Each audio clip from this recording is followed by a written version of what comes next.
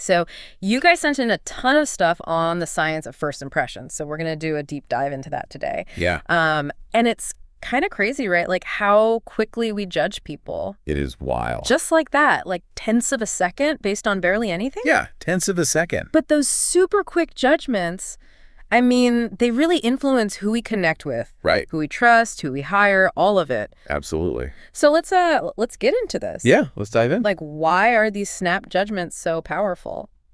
You know, what's so interesting is that this isn't like some modern thing. Right. It goes way back, like evolutionarily. You know, think about our ancestors needing to quickly assess threats or like see opportunities. Right, for survival. Exactly, survival. Yeah. And that same mechanism, it's still driving our social interactions today. Wow, that's fascinating. And you know, you mentioned how powerful they are. Yeah. You know, these first impressions really stick. Okay, so let's talk about that staying power. One of the sources mentioned the primacy effect. What's the deal with that?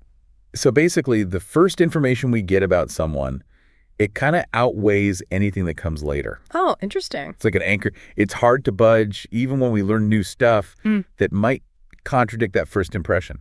So it's like our brain locks onto that first impression and just doesn't want to let go. Pretty much. So knowing that, maybe we should, you know, be more open to different perspectives. Yeah. Maybe even try to, I don't know, challenge our initial assessments. Absolutely. It's good to be aware of it. So, okay, back to those first impressions. What exactly contributes to them? Right. It can't just be one thing we're noticing, right?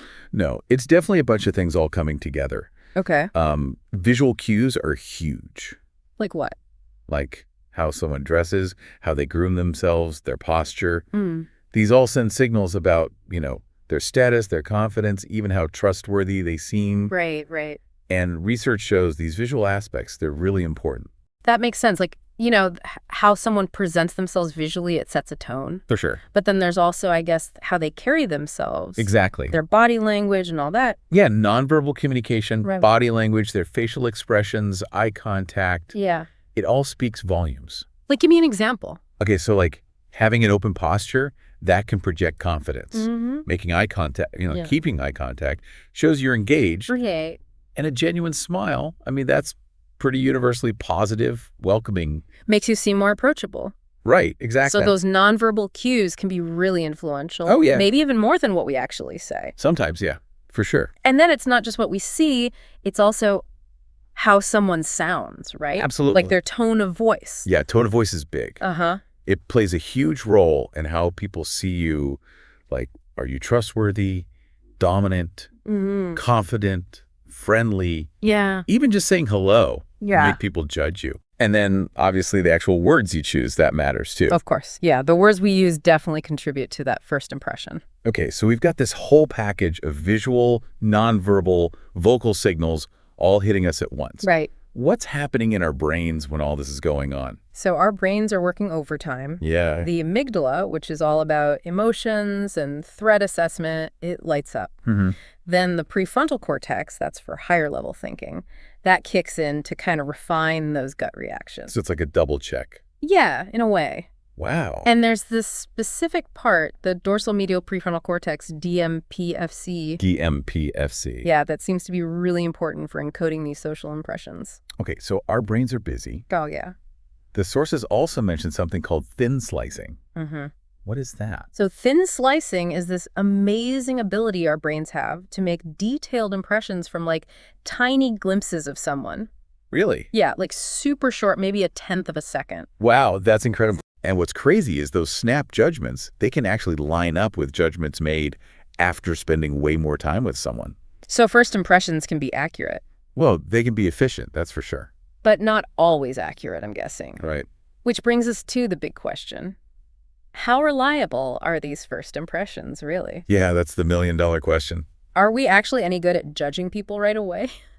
Research suggests it's mixed, you know? Okay. Like, we can be kind of accurate about some things, like how outgoing someone is, but overall, not so reliable. And I bet people think they're better at it than they actually are. Oh, absolutely. People tend to overestimate their accuracy. Classic. Yeah. So what's getting in the way of accurate first impressions? Well, there are these biases that come into play. Yeah, biases. The halo effect was one that came up. Right. So the halo effect, that's when a positive first impression in one area, Like what?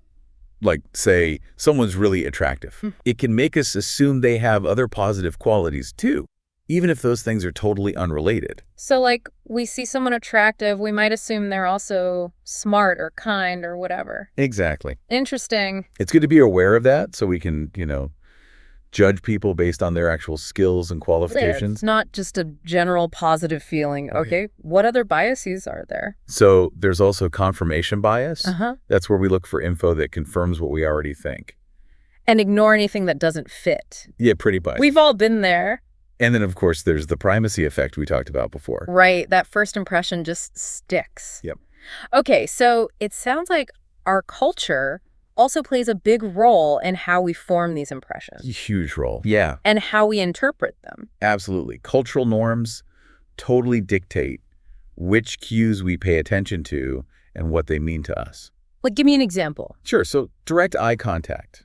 In some cultures, that's respectful. You're listening. But in other cultures, it can be seen as aggressive or challenging. Oh, wow. And then there's personal space, like how close you stand to someone. Right. Some cultures are all about close contact. Others prefer more distance. It's so interesting how these things vary. And communication styles, too. Yeah. Like being direct versus indirect. Makes you realize how important it is to be aware of cultural differences. Absolutely. You can avoid a lot of misunderstandings that way. So all these first impressions, they have real-world consequences. Oh, yeah, big time. This isn't just some abstract psychology stuff. Nope. So, like, socially, they're how we make connections. Right. Professionally, they can really affect our job prospects. Absolutely. And romantically, they can determine whether there's even a spark. Yeah, that initial attraction is often based on first impressions. Wow. So knowing all this, what can our listeners do? Yeah. Like, what are some tips for making a good first impression? Well, paying attention to your body language is huge. Okay, like what specifically? Like keeping an open posture, making eye contact, offering a genuine smile. Makes sense. And then speak clearly, with enthusiasm. Right. Dress appropriately for the situation, obviously. Yeah.